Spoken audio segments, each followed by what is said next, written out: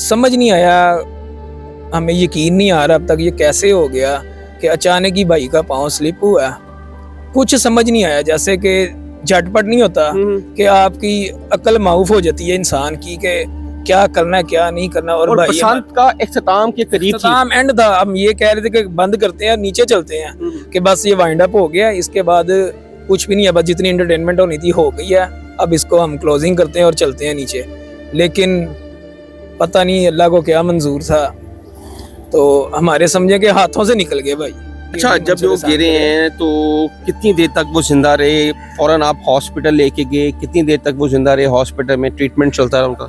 हमारा भाई ये गया, जब वो गिरे हैं नीचे तो सबसे बड़ा मसला ये है कि वो बंद था, दरवाजा एक बंद था, उसका ताला तोड़ा, फिर एक और ताला तोड़ा अंदर से। उन्होंने बस एक अल्फाज बोले हैं, भाई ने बताया जो मौके पे वहाँ पहुंचा था भाई, कि उन्होंने मुझे कहा मुझे दर्द बहुत ज्यादा हो रहा है, मुझे ले जाओ कहीं पे।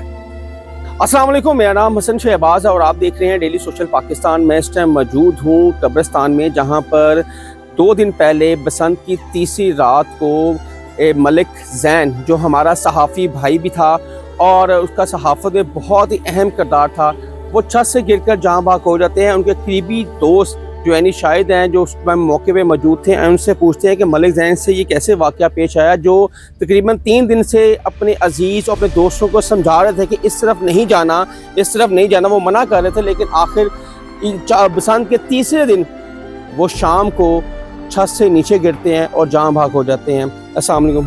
वालेकुम सलाम।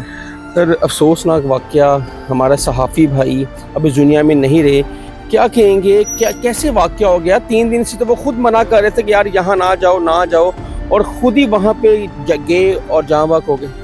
छत पर थे, 3 दिन से बसंत एंजॉय कर रहे थे छत पे, मेन हॉल से, जिसे वो कहते हैं बने होते हैं हवादार से, तो सबको वेंटिलेशन वाला, जी वेंटिलेशन वाला था।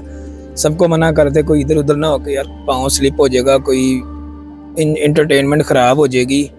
पर फिर पता नहीं, हालांकि एक दिन उधर चारपाई भी रख दी, उसको बंद कर दिया, पर किसी वजह से वो ले जानी पड़ी वापस नीचे, किसी को जिनकी थी उन्हें भेजी वापस। फिर समझ नहीं आया, हमें यकीन नहीं आ रहा अब तक ये कैसे हो गया कि अचानक ही भाई का पाँव स्लिप हुआ। कुछ समझ नहीं आया, जैसे कि झटपट नहीं होता कि आपकी अकल माऊफ हो जाती है इंसान की कि क्या करना है क्या नहीं करना। और भाई बसंत का इख्तिताम के करीब इख्तिताम एंड था, हम ये कह रहे थे कि बंद करते हैं नीचे चलते हैं कि बस ये वाइंड अप हो गया, इसके बाद कुछ भी नहीं है, बस जितनी एंटरटेनमेंट होनी थी हो गई है, अब इसको हम क्लोजिंग करते हैं और चलते हैं नीचे। लेकिन पता नहीं अल्लाह को क्या मंजूर था, तो हमारे समझे के हाथों से निकल गए भाई, हमारे हाथों से निकल गए वो। आप भी बसंत के टाइम उधर मौजूद थे, 3 दिन आप उनके साथ बसंत भी मनाई, क्या आखिरी बात उनके साथ बात हुई? आप मुझसे बात हुई थी पहले, तो मुझे कहते डेढ़ता पे गुड्डों का अरेंज कर दो। मैंने कहा आपको पता मुझे बसंत का कोई मतलब पतंगबाजी का शौक नहीं है, वैसे एंटरटेनमेंट हम आपस में कर लेते हैं, तो लेकिन अल्फाज नहीं है हमारे पास। भाई हमारे अच्छे नहीं, बहुत अच्छे थे, यानी कि अगर आप ये कह लें कि आपको नहीं भी जानते ना, अगर आपका कोई मसला दरपेश आ गया तो सबसे आगे खड़े हैं कि कोई मसला ही नहीं, हम मामला इसको हैंडल कर लेंगे। यानी आप किसी से भी थर्ड बंदे से भी उनके बारे में पूछें, उन्होंने यही कहना है कि आपको जैन भाई जीदार आदमी थे, सबके साथ खड़े होने वाले, हंसमुख, ताल्लुक बनाया हमेशा सबके साथ। हमारी शॉप भी हाल लोड में है, आप उनके साथ काम जी बिल्कुल। समझ लें कि मुझे उन्होंने कभी एज आ एम्प्लॉय देखा ही नहीं है, यानी कि समझ लें कि मैं ऑल इन ऑल वहीं पर मैं ही था, मुझे ही भाई समझते थे, सारे मामलात मैं ही देखता था। कुछ भी हो जाए, उन्होंने शॉप पर आना है तो उन्होंने सिर्फ घर अपने कॉल करनी है, या छोटा मोटा कोई सामान क्या लेना क्या देना ये करना है, इसके अलावा वो सिर्फ अपनी मार्केट में दोस्तों के पास बैठे हैं, कभी किसी के पास, आप किसी से भी पता कर लें, वो यही बस उनका एक तरीकाकार था। कि कितने बजे ये वाकया पेश आया बसंत के तीसरे दिन? 6:30 बजे के करीब आया, 6 साढ़े 6 बजे के बीच में ये मामला बना। और उस टाइम छत पे कौन कौन था? और आप सारे दोस्त अहबाब हमारे मौजूद थे, उनके कजन भाई, कजन ब्रदर्स, हम सारे वहाँ मौजूद थे। तो यही बात हो रही थी कि अब ये अंधेरा होने के करीब आ गया, तो बसंत खत्म हो गई, अब चलते हैं नीचे। लेकिन अल्लाह को पता नहीं क्या मंजूर था, उसके फैसले बेहतर फैसले होते हैं। लेकिन अभी तक सारे शौक में हैं कि ये हुआ क्या है, समझ नहीं आ रही किसी को, अभी तक यकीन नहीं आ रहा कि ये हुआ क्या हमारे साथ। बाकी अल्लाह पाक उनकी मगफरत करे। अच्छा, जब वो गिरे हैं तो कितनी देर तक वो जिंदा रहे? फौरन आप हॉस्पिटल लेके गए? कितनी देर तक वो जिंदा रहे? हॉस्पिटल में ट्रीटमेंट चलता रहा उनका?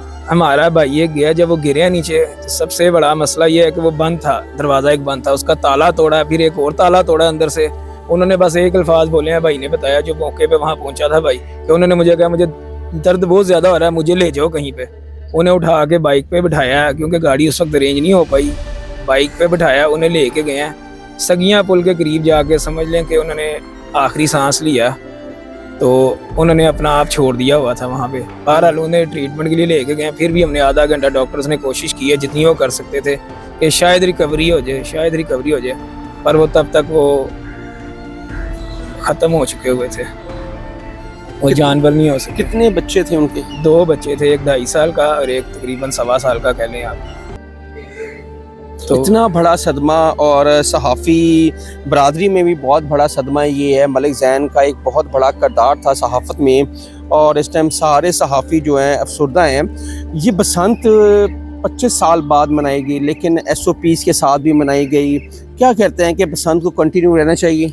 नहीं, मैं नहीं समझता, क्योंकि ये एक ऐसी चीज़ है, इंसान अपने हवास खो बैठता है। कोई पतंग कट जाए, आ गया ऊपर से कोई गुड्डा आ रहा है, मतलब ये नहीं कि किसी की कोई कैपेसिटी नहीं है गुड्डा खरीदने की, कैपेसिटी ना हो, लेकिन एक एंटरटेनमेंट के अंदर ऐसा मामला हो जाता है, इंसान का अक्ल माऊफ हो जाती है कि मैं क्या करने जा रहा हूँ, क्या हो जाएगा, इसका आने वाला रिजल्ट क्या निकलना है। और आप अभी देखें, इस सिर्फ यहाँ नहीं, और बहुत सी जगह पे रिपोर्ट हुआ होगा, हो सकता है मीडिया पे ना आया हो, लेकिन ये हुआ ज़रूर होगा, किसी को करंट लग गया। तो 100 मामला इस तरह के हो जाते हैं, पर इन ऐसी एंटरटेनमेंट होनी ही नहीं चाहिए मेरे हिसाब से, जो आपको जानी नुकसान आपका हो जाए। मैं ये नहीं कहता कि ये खुद से कौन चाहेगा करना ये, लेकिन आपको बात वही है कि कुछ काम ऐसे होते हैं, करते करते इंसान का अक्ल एकदम उसकी छोड़ जाती है कि यार मेरा नुकसान हो सकता है, मैं गिर सकता हूँ। तो बहरहाल ये हमारे लिए तो शॉकिंग है, अभी तक सबको यकीन ही नहीं आ रहा, जिस को पता चल रहा है कि वो तो अभी तक ये यकीन ही नहीं कर पा रहा कि वो, अल्लाह माफ़ करे, वो यही समझते हैं शायद किसी ने मजाक किया हमारे साथ, पर आपको पता है ऐसा मजाक कौन कर सकता है किसी के साथ। उनके घर वाले ज़ैन भाई के अब तक शौक में हैं। पहले 6 साल पहले एक भाई की वफात हुई, फिर एक माँ बाप के लिए ये बहुत बड़ा सदमा है। पहला सदमा नहीं अभी तक वो भूले थे एक भाई का, और जवान भाई दूसरा भी इस दुनिया से चला गया। अल्लाह पाक उनकी मग़फ़िरत फरमाए। नाज़रीन, हम जिस कब्र पे इस टाइम खड़े हैं, ये मलिक ज़ैन और उमर मुनीर की है। ये 6 साल पहले इनके भाई की डेथ हुई, और उसी कब्र में मलिक ज़ैन को भी इसी कब्र में डाला अपने भाई के साथ। और एक कब्र है और 2 जाने थी, 2 भाई सके, एक ही कब्र में उनकी तदफीन की गई है। आप देख सकते हैं कि भी थोड़ी देर पहले उनके छोटे भाई ने यहाँ पर आकर फातिहा खानी की और फूल फेंके, और ये बहुत बड़ा सदमा है पूरे घर वालों के लिए।